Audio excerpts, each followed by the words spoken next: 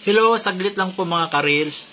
Wag nyo pong i-skip or scroll up ang video na to kasi mula sa araw na ito, ang mga paborito nyo na may allegedly copyright music kay Meta ay magagamit nyo na. Ang 49 seconds na may copyright music, example, yung I Won't Last a Day Without You by Carbon Tears ay ang 49 seconds na ito ay copyright na kay Meta.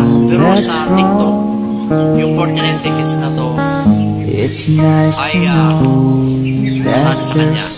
Ngayon, ito po ang inyong gagawin. Punta kayo ng gallery, gaya nito sa akin, piliin mo yung video na gusto nyong i-post na may copyright music. Ngayon, ipipress or click nyo lang yung edit. Ngayon, paki-adjust mo or cut hanggang 20 seconds lang. Ngayon,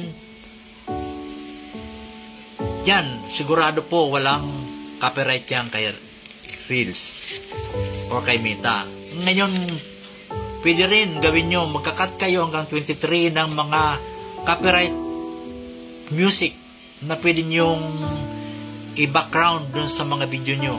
Ikakat nyo lang na ikakat hanggang 23. Hindi po yan mga copyright, mga ka-reels. Maraming salamat po. Sana po nakatulong.